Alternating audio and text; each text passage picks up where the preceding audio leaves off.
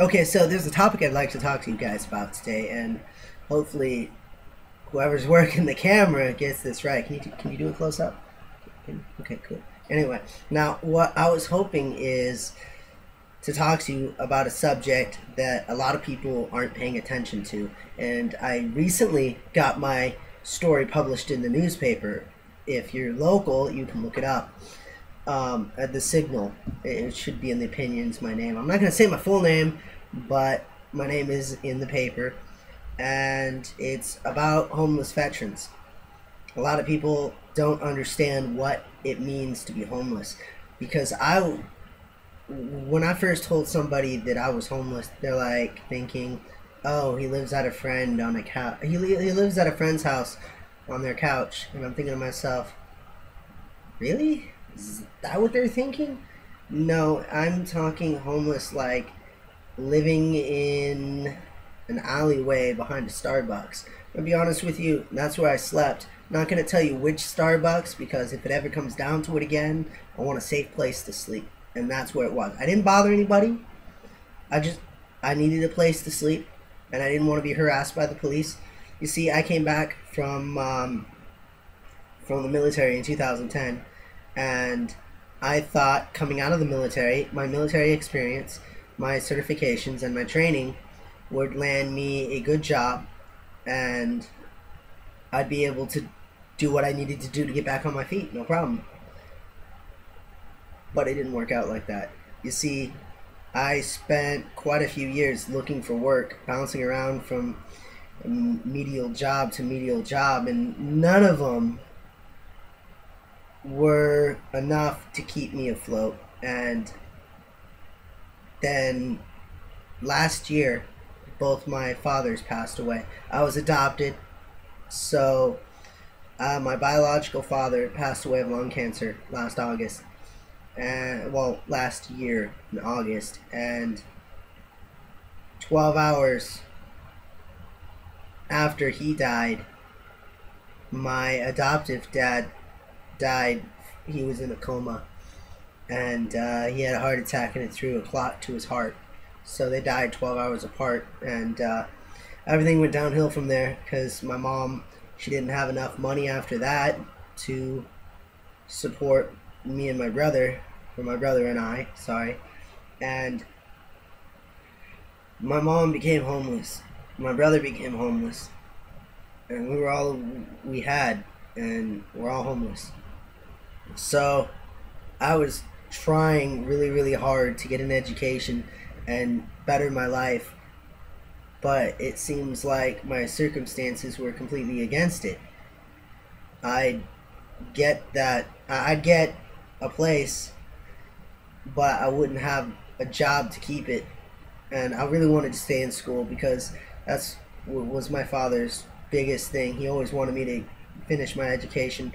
And if you don't know, um, I went for my associates a long time ago for computer networking and administration, as seen on my channel. So I have 13 years of computer experience programming, artificial intelligence, engineering, robotics. I can do microchip programming. I can do wiring, blueprints, the works really. But I mean, without a degree or certification, which I was going for my A plus, and when I became homeless, and then I was like, well, I don't have money now, so what do I do? And a lot of people don't understand what it's like to be homeless. And I'll tell you this: imagine every day waking up on the cold cement at 3 in the morning, and you're cold. You have no blankets, no cold, no. You're cold. You have nothing. You really don't. So what do? There's nothing you can do. No matter how hard you try, once you hit that bottom, you can't just go in for a job interview. And believe me, I did. I went in. I saw a help wanted sign. I walked in, and I didn't look that bad at the time. And I was like, "Hey, I saw the help wanted sign. I have an IQ of 133. I don't know much about this field, but I'm willing to learn. I learn fast, and I'm I can do it. And he said, I'm sure you could. You know your stuff, but there's no way in hell I'll interview you looking like you do.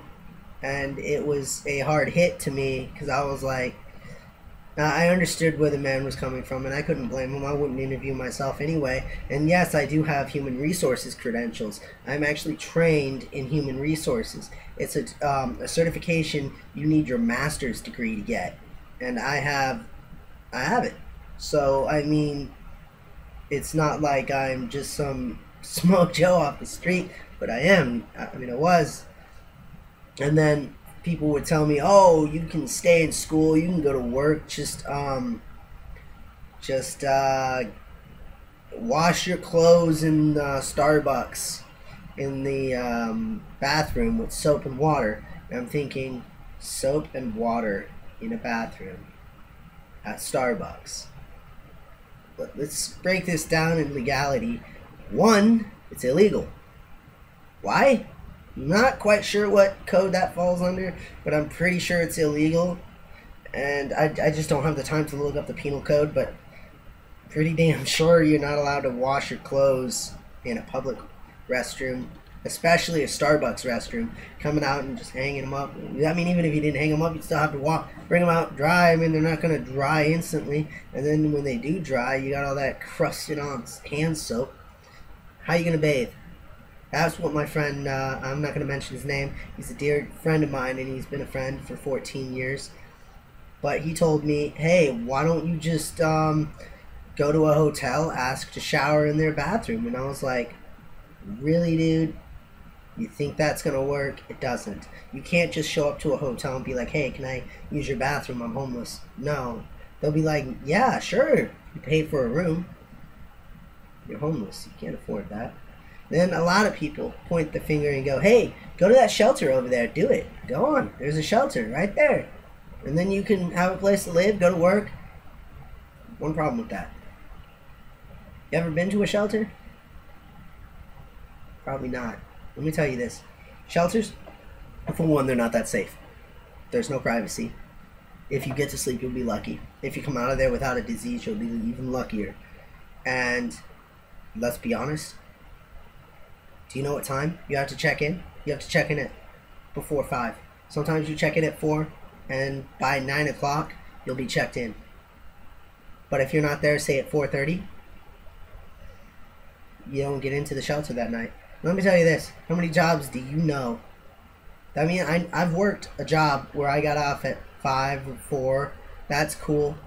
But look at it realistically. What are the odds that that job's going to get out at that time, or you're going to make it there on time? So you're now always wondering, am I going to have a place to sleep? And if I don't, how am I going to be clean for work? And at the time, I was trying to work a job that required me to wear a suit. I can't wash my suit. I can't keep it clean living on the street. And then a lot of other people, the main problem is they don't understand. Once you hit that low, you cannot pull out of it yourself. You can't. You can't do it yourself. You need help. I needed help. And finally, a guy named JD Kennedy contacted me, put me in line, got all my veteran stuff to help me, which wasn't much. I mean, it didn't help with housing. They have vouchers and all, but I have everything I've got in my life is here. I don't want to pack up and leave everything again. And shelters are a joke. Food pantries, well, I can't say much about that because there are none here. Well, there's food pantries, but in terms of like soup kitchens, there are no soup kitchens here in this city. Can you believe that? One of the richest cities, and there's not a damn soup kitchen. Another thing, when you're homeless, you see all the other homeless people, and then it really opens your eyes. You're like, wow, I had no idea it was this bad. It's cold at night, you're miserable, you can't get a good night's sleep. Every time you hear a sound, you're up and running. You're like, oh my god, someone's coming, I'm going to go to jail, and it's going to ruin my life. And then people turn around, and they have the audacity to say, oh, well, you just don't want to get help. Call this number here, call this number, and this number. And then you call those numbers, and they tell you, we haven't had that service for years. We don't have anything for you. I've called every single number that everyone has ever given me, and they told me that, I'm sorry, we don't have anything to help you. And I said, I'm a student. I'm not a drug addict. And once I went to a shelter and they asked me, "Are you a veteran?" And I said proudly, "Yes, I'm a U.S. Army veteran." And they're like, "Get the fuck out of here. We don't serve your kind here." And I was like, "Excuse me?" He's like, "Yeah, you're the government's problem, not mine. Get out of here." And I was like, "Wow, serious? How can you treat a veteran like that?" Did you know 1 out of every 4 veterans is homeless? 1 out of 4. 1 out of 4 veterans are homeless. Do you know what the homeless rate is? It's over 40. Over 40% of veterans are homeless. How can people sit around? Like, I understand rich people. I used to be rich. My family used to be very, very wealthy. Back when I had a family. I mean, I have a family now. As you can see, I'm no longer living on the streets. I mean, look around. This isn't the streets. This isn't Starbucks. Although I might go there later. But, you know, I did a lot for my country, and I got some. I'll admit I got some problems. But now I'm still homeless. This is a shelter. This is a special program I'm in right now to help me get back on my feet, and it's going well. I mean, I have a place to sleep, so I can't complain. But I still don't have work, and I'm still struggling just to get to school. And there's some issues with my VA benefits, and they're filing for disability because of stuff that's happened. So, I mean, what I wanted to bring to your attention is veterans should not be homeless. If you knew, half the sacrifices that they've made for you so that you can sleep in that warm, cozy bed at night and go to work and see your children. I haven't seen my little girl since she was 3 years old. Well, actually, I mean, I'll take that back. She's 3 now, and I haven't seen her since she was 11 months old.